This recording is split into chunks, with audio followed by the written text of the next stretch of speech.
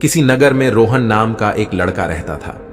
उसकी उम्र करीब 22 वर्ष थी और वह पढ़ाई खत्म करने के बाद किसी उद्देश्य के बिना दिन भर इधर उधर घूमता रहता था। उसे ना किसी काम में रुचि थी, ना ही कोई ऐसा सपना था जिसे पाने के लिए वह मेहनत करता। रोहन के माता पिता उसकी इस स्थिति को देखकर चिंतित रहते थे। उन्होंने कई बार उसे समझाने की कोशिश की, लेकिन हर बार वह उनकी बात अनसुनी कर देता। दोस्तों, आज की कहानी बहुत ही ज्ञानवर्धक है। कहीं आप कहानी में खो ना जाएं, इससे पहले वीडियो को लाइक और हम ज्ञानी बुद्धा चैनल को सब्सक्राइब कर लीजिए। अगर आप भी गौतम बुद्ध को दिल से मानते हैं तो कमेंट में नमो बुद्धाय लिखना ना भूले। तो चलो कहानी शुरू करते हैं। रोहन का दिन व्यर्थ की गतिविधियों में निकलता था। वह अक्सर अपने दोस्तों के साथ सड़क किनारे चाय की दुकान पर बैठा गपशप करता। कभी वह मोबाइल पर गेम खेलता तो कभी बिना उद्देश्य के सोशल मीडिया स्क्रॉल करता। धीरे धीरे उसकी यह आदतें उसकी सेहत पर भी असर डालने लगीं। उसका शरीर कमजोर हो गया, आंखें लाल रहने लगीं और वह मानसिक तनाव महसूस करने लगा। उसके मित्र भी उसकी हालत को लेकर मजाक उड़ाने लगे।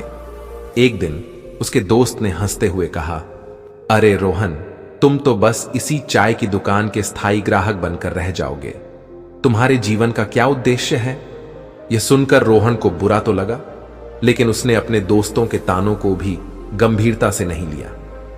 एक सुबह जब सूरज धीरे धीरे पूर्व दिशा से निकल रहा था और नगर के लोग अपने अपने कार्यों में व्यस्त हो रहे थे, रोहन ने सोचा कि आज वह थोड़ा टहलने जाएगा। वह यूं ही बिना किसी लक्ष्य के चलते चलते नगर के बाहर स्थित एक पुराने बौद्ध मठ तक पहुंच गया। वहां का वातावरण बहुत शांत और दिव्य था। पेड़ पौधे हरे भरे थे और हवा में एक अद्भुत ताजगी थी। मठ के पास एक बड़ा सा बोधि वृक्ष था, जिसके नीचे एक वृद्ध बौद्ध भिक्षु ध्यान में मग्न बैठे थे। उनका चेहरा तेजस्वी था और उनके व्यक्तित्व में एक विशेष आभा थी। रोहन ने उन्हें कुछ देर तक देखा और फिर धीरे धीरे उनके पास जाकर बैठ गया। भिक्षु ने आंखें खोलीं और रोहन को अपनी ओर देखते हुए मुस्कुराए। उन्होंने बड़े प्यार से कहा, वत्स, क्या तुम किसी परेशानी में हो? तुम मुझे बहुत विचलित लगते हो। रोहन ने अपनी जीवन की दुविधा को भिक्षु के सामने रखते हुए कहा, स्वामी जी, मेरे जीवन में कोई उद्देश्य नहीं है। मैं हमेशा खाली बैठा रहता हूं और मुझे समझ में नहीं आता कि मैं क्या करूं। मेरे पास ना तो कोई सपना है और ना ही किसी चीज के लिए प्रेरणा।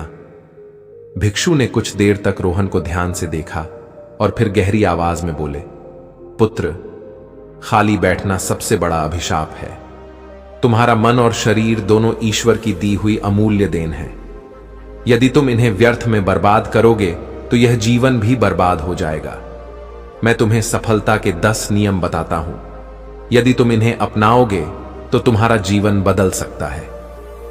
रोहन ने श्रद्धा से सिर झुकाया और भिक्षु की बातों को ध्यान से सुनने के लिए तैयार हो गया। नंबर 8, सपनों को लक्ष्य में बदलो।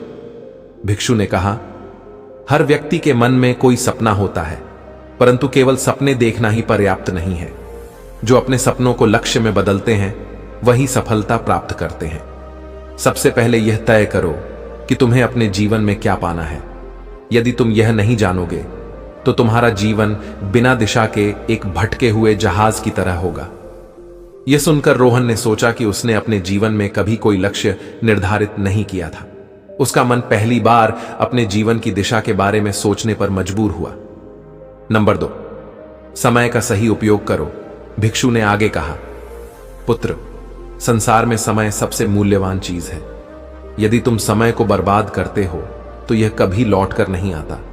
जो व्यक्ति समय की कद्र नहीं करता उसे जीवन में सफलता नहीं मिलती। हर क्षण को एक अवसर की तरह देखो और उसका सदुपयोग करो। एक सार्थक दिन वही है जिसमें तुमने कुछ नया सीखा हो या कोई ऐसा कार्य किया हो जो तुम्हारे लक्ष्य के करीब ले जाए। भिक्षु ने एक कथा सुनाई। प्राचीन समय में एक राजा था जो बहुत आलसी था। उसके राज्य का हाल बुरा था क्योंकि वह हमेशा सोचता रहता कि वह कल से काम करेगा। एक दिन उसका राज्य शत्रुओं ने छीन लिया। तब उसे एहसास हुआ कि उसका आलस्य और समय की बर्बादी ही उसकी हार का कारण बने। नंबर 3, ध्यान और एकाग्रता को अपनाओ। ध्यान वह साधन है जो तुम्हारे विचलित मन को एकाग्र करता है। यदि तुम प्रतिदिन ध्यान करोगे तो तुम्हारा मन शांत होगा और तुम्हारी एकाग्रता बढ़ेगी, भिक्षु ने कहा। उन्होंने एक बोधक घटना सुनाई। किसी समय एक युवा साधक अपने ध्यान में बहुत परेशानी महसूस करता था। उसका मन भटकता था और उसे कभी शांति नहीं मिलती थी। फिर उसके गुरु ने उसे पेड़ की जड़ों को देखने का निर्देश दिया। साधक ने देखा कि जड़ें जमीन में गहराई तक फैली हैं और मजबूत हैं। गुरु ने कहा, जैसे जड़ें पेड़ को स्थिर बनाती हैं, वैसे ही ध्यान तुम्हारे मन को स्थिर करेगा। तब से साधक का जीवन बदल गया। नंबर 4, छोटी छोटी आदतें विकसित करो, भिक्षु ने रोहन को बताया। हर बड़ा परिवर्तन छोटी छोटी आदतों से शुरू होता है। तुम हर दिन एक नई सकारात्मक आदत अपनाने की कोशिश करो, जैसे सुबह जल्दी उठना, पढ़ाई करना या व्यायाम करना। लगातार छोटे छोटे सुधार तुम्हें महान उपलब्धियों तक ले जाएंगे। रोहन को याद आया कि वह कभी अनुशासन में नहीं रहा था। उसने सोचा कि अगर वह अपनी आदतें सुधारना शुरू कर दे तो शायद उसका जीवन भी बेहतर हो सकता है। नंबर 5, स्वास्थ्य का ध्यान रखो, भिक्षु ने गंभीरता से कहा। एक स्वस्थ शरीर में ही स्वस्थ मन का निवास होता है। यदि तुम अपने शरीर का ध्यान नहीं रखोगे तो तुम्हें सफलता प्राप्त करने में कठिनाई होगी। तुम व्यायाम करो, पौष्टिक आहार लो और अपनी दिनचर्या में संतुलन बनाए रखो। स्वास्थ्य ही सबसे बड़ी पूंजी है। रोहन ने यह सुनकर सोचा कि वह कितना कमजोर हो गया था। उसने फैसला किया कि वह अपने शरीर को मजबूत बनाने के लिए हर दिन व्यायाम करेगा। नंबर 6, सकारात्मक सोच रखो, भिक्षु ने कहा। यदि तुम अपने जीवन में सकारात्मक सोच अपनाओगे तो तुम्हें हर परिस्थिति में अच्छा देखने की आदत हो जाएगी। तुम अपने विचारों को नियंत्रित करो, क्योंकि वही तुम्हारे कार्यों को प्रभावित करते हैं। नकारात्मक सोच सिर्फ बाधाएं खड़ी करती है। भिक्षु ने एक प्रेरणादायक कथा सुनाई। एक किसान था जिसके खेत में बाढ़ आ गई। वह सोचता रहा कि अब उसका क्या होगा। फिर उसने सकारात्मक दृष्टिकोण अपनाया और नई फसल उगाने का प्रयास किया। उसकी मेहनत रंग लाई और उसकी फसल पहले से बेहतर हुई। नंबर 7, आत्म अनुशासन का पालन करो। आत्म अनुशासन के बिना तुम किसी भी लक्ष्य को प्राप्त नहीं कर सकते, भिक्षु ने कहा। खुद को अनुशासित करना सीखो। यह जानो कि कब क्या करना है और कब क्या नहीं करना। अपने समय और ऊर्जा का सही दिशा में उपयोग करो। नंबर 8, विफलताओं से सीखो। जीवन में असफलता ही तुम्हारा सबसे बड़ा शिक्षक है। तुम असफलताओं को अपने अनुभव की तरह देखो और उनसे सीखो, भिक्षु ने सलाह दी। नंबर 9, हर दिन कुछ नया सीखो, भिक्षु ने कहा। ज्ञान अर्जित करने से तुम अपने जीवन में नई ऊंचाइयां पा सकते हो। हर दिन कुछ नया सीखने की आदत डालो, चाहे वह किताबें पढ़कर हो, किसी विशेषज्ञ से सलाह लेकर या अपने अनुभवों से। सीखने की प्रक्रिया कभी समाप्त नहीं होती। नंबर 10, कभी हार मत मानो। एक बार एक मूर्तिकार ने एक सुंदर मूर्ति बनाने की कोशिश की, पर बार बार उसकी मूर्ति टूट जाती। उसने हार नहीं मानी और हर बार अपनी गलती से सीखता रहा।